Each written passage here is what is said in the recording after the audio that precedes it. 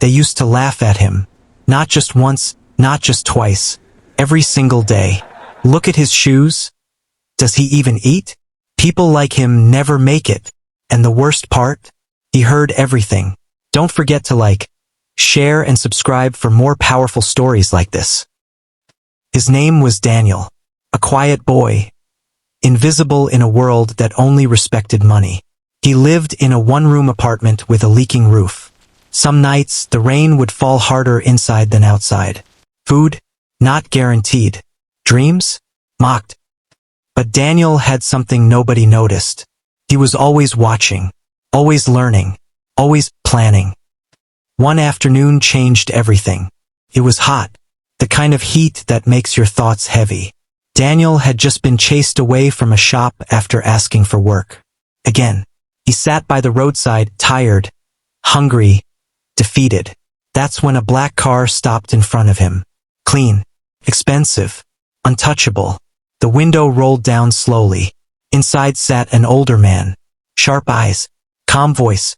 Why are you sitting here instead of chasing your future? Daniel didn't answer immediately, because for the first time, someone wasn't mocking him. I've been chasing it, Daniel said quietly. It just keeps running away. The man smiled slightly. Or maybe, you've been chasing the wrong direction. That moment, that was the opportunity. The only one he would ever get. The man handed him a card. No explanation. No promises. Just 3 words. Find me tomorrow. Daniel didn't sleep that night. Not because of hunger, but because of hope. The next day he went. And then, he disappeared. Days turned into weeks. Weeks turned into months. Months turned into years. No one heard from him. Not his neighbors. Not the people who mocked him. Not even the streets that raised him. See? We told you. He probably failed somewhere. People like him don't make it. And just like that, Daniel became a forgotten story. Until one day, everything changed. A convoy of black SUVs pulled into the same street where Daniel once begged for work. People rushed outside. Phones came out. Curiosity filled the air. Who is that? Which big man is visiting here? The doors opened slowly. Security stepped out first. Then, a man in a perfectly tailored suit. Confident, calm, powerful. No one recognized him. Not at first. Until he spoke. I told you, I'd be back. Silence. Pure shock. Because standing in front of them was Daniel. The same boy they mocked. Now a billionaire. The air shifted. People who once laughed, now forced smiles. Those who ignored him, now calling his name. Daniel, we always believed in you. Daniel, remember me? But Daniel, he just looked at them. No anger, no pride, just silence. Then he turned and walked toward the old shop where he was once rejected. The owner stepped back in fear, sweating, nervous. Daniel placed something on the counter. A document, stamped, signed, final. I own this place now. The entire street froze. But just when it seemed like his story had reached its peak, Daniel said something that changed everything. I didn't come back for revenge. He paused, I scanning every face. I came back for something that was taken from me. Confusion spread. What does he mean? What was taken? Daniel's expression hardened for the first time. And then he said, the man who gave me that opportunity. He didn't just help me. He used me.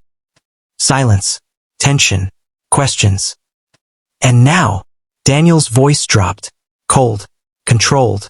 I'm back to finish what he started. Nobody spoke, not after what Daniel said. He used me. The words hung in the air like a storm waiting to break. What do you mean, used you? Someone asked. Daniel didn't respond immediately. Instead, he picked up the document from the counter and walked out. Because this wasn't a story he could explain in one sentence. This was years of silence, years of secrets, years of becoming someone he never planned to be. It started the day after he met that man. The address on the card led him to a massive building. Glass walls, tight security, power in every corner. Daniel almost turned back, but hunger pushed him forward. Inside, everything felt different, controlled, calculated, cold. The man was waiting for him. Same calm expression, same sharp eyes. "You came," the man said. "I had no choice," Daniel replied. The man nodded. "Good. That means you're ready." "Ready for what?" A slight smile appeared. "To stop being poor." Daniel thought it was a joke, until the man handed him a contract. Pages and pages of terms. Complex words. Hidden meanings. "What is this?" Daniel asked. "An opportunity," the man said. "Or a trap, if you're not strong enough." Daniel hesitated, because deep down, he felt it. This wasn't normal. "Why me?" he asked.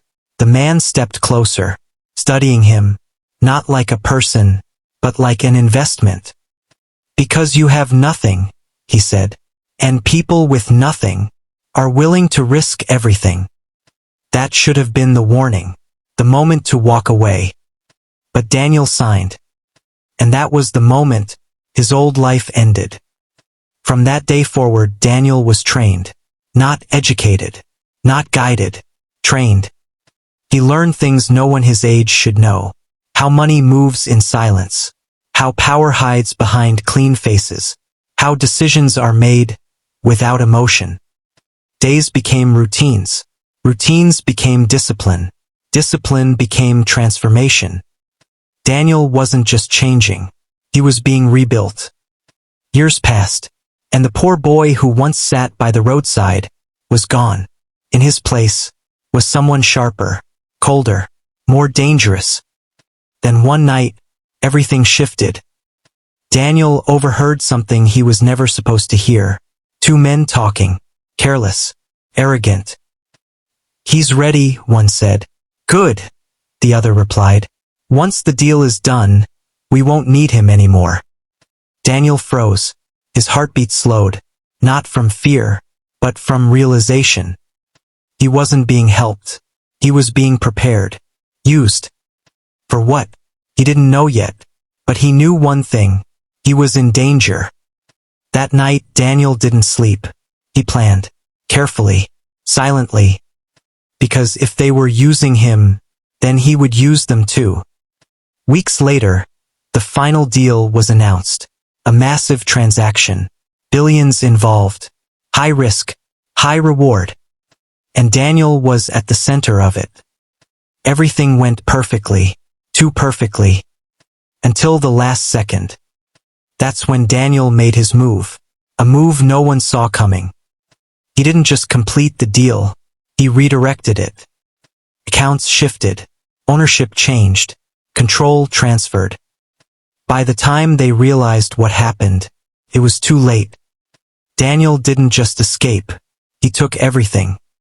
The power, the money, the empire. And then, he vanished. Back to the present. The same street. The same people. The same silence. "They built me to serve their empire," Daniel said slowly. "But I became the one who owns it." People stared at him in disbelief, trying to process it, trying to understand. "But that's not the end," Daniel continued. "The man who started all this, he's still out there." A chill ran through the crowd. "And he knows I betrayed him." For the first time, there was tension in Daniel's voice. "Which means," he paused, eyes dark, focused. "He's coming." Suddenly, a black SUV screeched to a stop at the end of the street. Doors swung open. Men stepped out, dressed in black, cold expressions. Not security, not guests. Something else. Daniel didn't move, didn't panic, didn't run. Instead, he smiled, slightly. Looks like he didn't wait long. The men began walking toward him. Slow, precise, dangerous. The entire street held its breath. And just before they reached him, one of them spoke. "Mr. Daniel, someone wants to see you." The street went silent. Too silent. Even the air felt a heavier. The men in black stopped right in front of Daniel. "No rush. No noise. Just control." "Mr. Daniel," the one in front stepped forward. Expression unreadable. "Someone wants to see you."